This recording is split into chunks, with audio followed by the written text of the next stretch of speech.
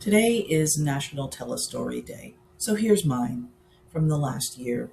Almost exactly a year ago, I stepped away from content creation after accepting a role as Director of Clinical Services at a residential treatment center.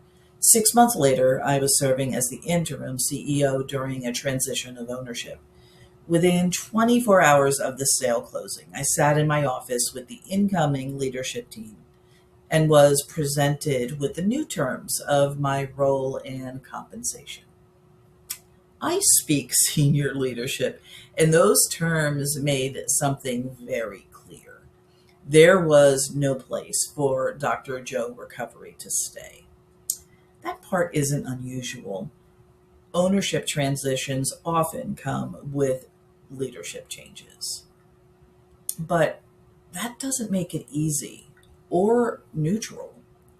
In the weeks leading up to the sale and in the weeks that followed, I experienced a level of disruption that was both professional and personal. Relationships shifted quickly. Roles and identity were challenged. Stability became uncertain. And underneath all of that, one thing became very clear. This is what executive stress actually looks like. Not just a busy season, not just a lot going on, but sustained pressure, uncertainty, and high stakes decision making, all happening at once, often without the space to process in real time. For many professionals, this is the exact environment where drinking or other maladaptive coping patterns quietly return. Not because of a lack of discipline or willpower, but because of the conditions. I knew this going in. 2 years earlier, I had left a similar leadership role, and what followed was one of the most mentally challenging years of my adult life. So this time, I approached it differently. Not perfectly, but intentionally. I focused on sleep even when it was difficult. I focused on movement even when I didn't feel like it.